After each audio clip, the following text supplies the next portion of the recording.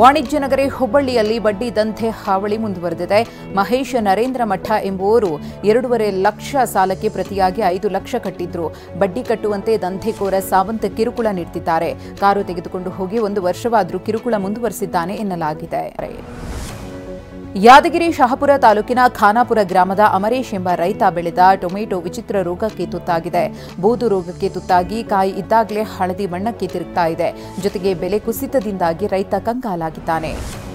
ಚಿಕ್ಕಬಳ್ಳಾಪುರ ವರದಹಳ್ಳಿ ಗ್ರಾಮದ ಕೋಳಿಗಳಲ್ಲಿ ಹಕ್ಕಿಜ್ವರ ಪತ್ತೆ ಹಿನ್ನೆಲೆಯಲ್ಲಿ ಹಕ್ಕಿಜ್ವರ ಮನುಷ್ಯರಿಗೂ ಏನಾದರೂ ತಗುಲಿದ್ಯಾ ಅನ್ನೋ ಕುರಿತು ಆರೋಗ್ಯ ಮತ್ತು ಕುಟುಂಬ ಕಲ್ಯಾಣ ಇಲಾಖೆ ಸಿಬ್ಬಂದಿ ಸರ್ವೆ ಮಾಡುತ್ತಿದ್ದಾರೆ. ಗ್ರಾಮದ ಮನೆ ಮನೆಗೆ ತೆರಳಿ ಸಾರ್ವಜನಿಕರ ಸರ್ವೆ ನಡೆಸಿದೆ. ನನಗೂ ಒಂದು ಕನಸಿದೆ, ಅಣ್ಣನನ್ನ ಸಿಎಂ ಮಾಡಬೇಕು ಅಂತ ಮಾಜಿ ಸಂಸದ ಡಿಕೆ ಸುರೇಶ್ ಹೇಳಿದ್ದಾರೆ. ಸದ್ಯ ಸೀಟ್ ಖಾಲಿ ಇಲ್ಲ, ಸಿದ್ದರಾಮಯ್ಯ ಸಿಎಂ ಆಗಿದ್ದಾರೆ. ಸೀಟ್ ಖಾಲಿ ಇದ್ದಾಗ ಮಾತ್ರ ಪ್ರಯತ್ನಿಸಬೇಕು, ಬಲವಂತ ಮಾಡಿ ಎಳೆದು ಸೀಟ್ ಮೇಲೆ ಕೂರಿಸಲು ಆಗಲ್ಲ. ನಮಗೆ ನಂಬಿಕೆ ಇದೆ, ನಂಬಿಕೆ ಮೇಲೆ ಜೀವನ ನಡೆಯೋದು ಅಂತಂದ್ರು. ಕೇವಲ ಗುಜರಾತ್ಗೆ ಮಾತ್ರ ದೇಶ ಸೀಮಿತವಾಗಿಲ್ಲ ಅಂತ ಕೇಂದ್ರದ ವಿರುದ್ಧ ಮಾಜಿ ಸಂಸದ ಡಿಕೆ ಸುರೇಶ್ ಕಿಡಿಕಾರಿದ್ದಾರೆ. ಪ್ರತಿ ರಾಜ್ಯಕ್ಕೂ ನ್ಯಾಯ ಕೊಡಬೇಕು, ದಕ್ಷಿಣ ಭಾರತದ ಕಡೆಗಣನೆ ಬೇಡ ಅಂತ ವಾರ್ನ್ ಮಾಡಿದ್ದಾರೆ. ಇಶಾ ಫೌಂಡೇಶನ್ ಕಾರ್ಯಕ್ರಮದಲ್ಲಿ ಡಿಕೆ ಭಾಗಿ ವಿಚಾರಕ್ಕೆ ಕೆಎನ್ ರಾಜಣ್ಣ ಪರೋಕ್ಷವಾಗಿ ಟೀಕೆ ಮಾಡಿದ್ದಾರೆ. ರಾಹುಲ್ ಗಾಂಧಿ ಯಾರು ನನಗೆ ಗೊತ್ತಿಲ್ಲ ಅಂತ ಹೇಳಿದವರು ಸದ್ಗುರು. ಅಂಥವರ ಜೊತೆ ಇವರೆಲ್ಲ ವೇದಿಕೆ ಅಲಂಕರಿಸುತ್ತಾರೆ ಅನ್ನುವುದು ಎಷ್ಟರ ಮಟ್ಟಿಗೆ ಔಚಿತ್ಯ, ಅವರೇ ಉತ್ತರ ಕೊಡಬೇಕು ಎಂದಿದ್ದಾರೆ. ಡಿಸಿಎಂ ಡಿಕೆ ಶಿವಕುಮಾರ್ ಹಿಂದುತ್ವ ವಿಚಾರ ಹೊಸದೇನಲ್ಲ, ಮೊದಲಿನಿಂದಲೂ ಡಿಕೆ ಶಿವಕುಮಾರ್ ಅದೇ ಹೇಳ್ತಿದ್ದಾರೆಂದು ಸಚಿವ ಸತೀಶ್ ಜಾರಕಿಹೊಳಿ ಹೇಳಿದ್ದಾರೆ. ಮೊದಲಿನಿಂದಲೂ ಹಿಂದುತ್ವದ ಬಗ್ಗೆ ಮಾತನಾಡುತ್ತಿದ್ದಾರೆಂದು ಜಾರಕಿಹೊಳಿ ಹೇಳಿದ್ದಾರೆ. ಡಿಕೆ ಶಿವಕುಮಾರ್ ಬಿಜೆಪಿ ಸೇರ್ತಾರೆ ಎಂಬುದು ಊಹಾಪೋಹ ಅಂತ ಸಚಿವ ಎಂಬಿ ಪಾಟೀಲ್ ಹೇಳಿದ್ದಾರೆ. ಈ ಬಗ್ಗೆ ಮಾತನಾಡಿದ ಅವರು, ಡಿಕೆ ಶಿವಕುಮಾರ್ ಕಟ್ಟ ಕಾಂಗ್ರೆಸ್ಸಿಗರು. ಅಮಿತ್ ಶಾ ಭಾಗಿಯಾಗಿದ್ದ ಕಾರ್ಯಕ್ರಮಕ್ಕೆ ಡಿಕೆ ಹೋದ್ರೆ ತಪ್ಪೇನು? ಎಷ್ಟೋ ಕಾರ್ಯಕ್ರಮಗಳಲ್ಲಿ ಎಲ್ಲಾ ಪಕ್ಷದವರು ಭಾಗಿಯಾಗ್ತೇವೆ ಅಂತಂದ್ರು. ಹಾಸನದಲ್ಲಿ ಉಸ್ತುವಾರಿ ಸಚಿವ ಕೆಎನ್ ರಾಜಣ್ಣ ನೇತೃತ್ವದಲ್ಲಿ ಕೆಡಿಪಿ ಸಭೆ ನಡೆಯಿತು. ಈ ವೇಳೆ ಆರೋಗ್ಯ ಇಲಾಖೆ ಅಧಿಕಾರಿಗಳಿಗೆ ತರಾಟೆ ತೆಗೆದುಕೊಂಡರು. ಜನರಿಗೆ ಸರ್ಕಾರಿ ಆಸ್ಪತ್ರೆಗಳ ಬಗ್ಗೆ ವಿಶ್ವಾಸ ಹಾಳಾಗಬಾರದು, ಇದು ಜನರಿಗೆ ಸದ್ಬಳಕೆ ಆಗಬೇಕು ಅಂತ ಗರಮಾದ್ರು. ಮಾರ್ಚ್ 22ರಂದು ಅಖಂಡ ಕರ್ನಾಟಕ ಬಂದ್ಗೆ ಕರೆ ವಿಚಾರಕ್ಕೆ ಸಚಿವ ಕೆಎನ್ ರಾಜಣ್ಣ ಪ್ರತಿಕ್ರಿಯೆ ಕೊಟ್ಟಿದ್ದಾರೆ. ಯಾವುದೇ ಭಾಷೆಯ ಮೇಲೆ ದ್ವೇಷ ಮಾಡುವುದು ಸರಿಯಲ್ಲ, ಆದರೆ ಕೆಲವು ಕಿಡಿಗೇಡಿಗಳಿಂದಾಗಿ ಭಾಷಾ ದ್ವೇಷ ನಡೆಯುತ್ತಿದೆ. ಕನ್ನಡಿಗರು ಮರಾಠಿ ಭಾಷಿಕರನ್ನ ದ್ವೇಷಿಸುವುದು, ಮರಾಠಿಗರು ಕನ್ನಡಿಗರನ್ನ ದ್ವೇಷಿಸುವ ಪ್ರಕ್ರಿಯೆ ನಡೆದಿದೆ. ಕಿಡಿಗೇಡಿಗಳ ಅವಾಂತರದಿಂದ ಜನಸಾಮಾನ್ಯರಿಗೆ ತೊಂದರೆ ಆಗುತ್ತೆ ಅಂತಂದ್ರು. ಎಂಇಎಸ್ ಗೂಂಡಾಗಿರಿ ಖಂಡಿಸಿ ಕರ್ನಾಟಕ ಬಂದ್ಗೆ ಕರೆ ಕೊಟ್ಟ ಬಗ್ಗೆ ಸಚಿವ ಸತೀಶ್ ಜಾರಕಿಹೊಳಿ ಅವರು ಪ್ರತಿಕ್ರಿಯೆ ಕೊಟ್ಟಿದ್ದಾರೆ. ಸಿಎಂ ಮಾತುಕತೆ ಮಾಡುತ್ತಿದ್ದಾರೆ, ಎಲ್ಲವೂ ಸರಿ ಹೋಗಲಿದೆ, ಪ್ರತಿಭಟನೆ ಮಾಡುವ ಅವಶ್ಯಕತೆ ಇಲ್ಲ, ಸದ್ಯ ಶಾಂತವಾಗಿದೆ, ಮತ್ತೆ ಕದಡಿಸುವುದು ಬೇಡ, ಬಂದ್ ಮಾಡಿದರೆ ಬೆಳಗಾವಿ ಸಿಟಿಗೆ ತೊಂದರೆಯಾಗುತ್ತೆ ಎಂದರು.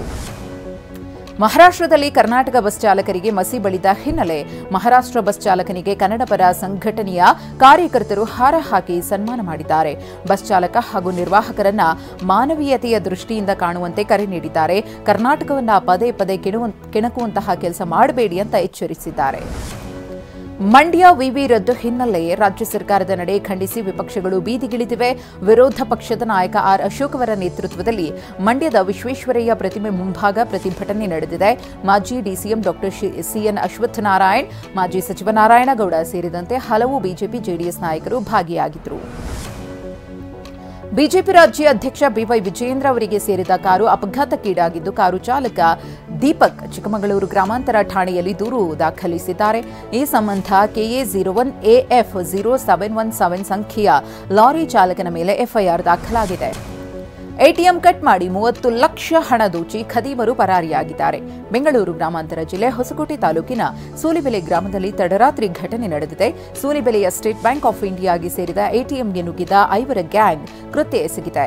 ಬೆಡ್ಶೀಟ್ ಮುಚ್ಚಿಕೊಂಡು ಬಂದಿದ್ದ ಕಳ್ಳರ ಕೃತ್ಯ ಸಿಸಿಟಿವಿಯಲ್ಲಿ ಸೆರೆಯಾಗಿದೆ.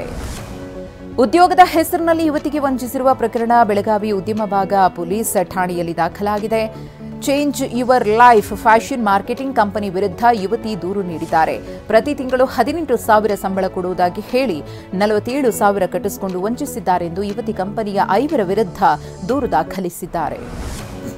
ಹಾಸನ ಜಿಲ್ಲೆಯ ಸರ್ಕಾರಿ ಶಾಲೆಗಳಲ್ಲಿ ಮೂಲ ಸೌಲಭ್ಯಗಳ ಕೊರತೆಯಿಂದಾಗಿ ಪೋಷಕರು ತಮ್ಮ ಮಕ್ಕಳನ್ನು ಖಾಸಗಿ ಶಾಲೆಗೆ ದಾಖಲಿಸುತ್ತಿದ್ದಾರೆ.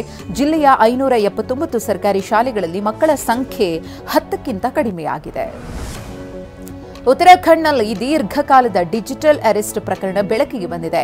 ಸಿಬಿಐ ಅಧಿಕಾರಿ ಎಂದು ಹೇಳಿಕೊಂಡು ನಿವೃತ್ತಿ ಹಂತದಲ್ಲಿದ್ದ ಪ್ರೊಫೆಸರ್ರಿಂದ 47 ಲಕ್ಷ ವಸೂಲಿ ಮಾಡಲಾಗಿದೆ. ಸುಮಾರು 18 ದಿನಗಳ ಕಾಲ ಅಕ್ರಮ ವರ್ಗಾವಣೆ ಕೇಸ್ನಲ್ಲಿ ನೀವು ಭಾಗಿಯಾಗಿದ್ದೀರೆಂದು ಬೆದರಿಸಿ ಮಾನಸಿಕ ಹಿಂಸೆಯನ್ನು ನೀಡಲಾಗಿದೆ. ಈ ಸಂಬಂಧ ಅಮನ್ ಕುಶ್ವಾಲ್ ಎಂಬಾತನನ್ನು ಬಂಧಿಸಲಾಗಿದೆ. ಕೇರಳದಲ್ಲಿ 10ನೇ ತರಗತಿ ವಿದ್ಯಾರ್ಥಿಗಳ ನಡುವಿನ ಜಗಳ ಕೊಲೆಯಲ್ಲಿ ಅಂತ್ಯವಾಗಿದೆ. ಕೋಯಿಕೋಡ್ನ ಖಾಸಗಿ ಟ್ಯೂಷನ್ನಲ್ಲಿ ವಿದ್ಯಾರ್ಥಿಗಳ ನಡುವೆ ಗಲಾಟೆ ನಡೆದಿದೆ.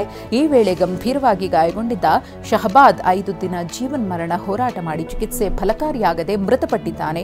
ಈ ಸಂಬಂಧ ಇವರನ್ನ ಪೊಲೀಸರು ವಶಕ್ಕೆ ಪಡೆದು ವಿಚಾರಣೆ ಮಾಡುತ್ತಿದ್ದಾರೆ.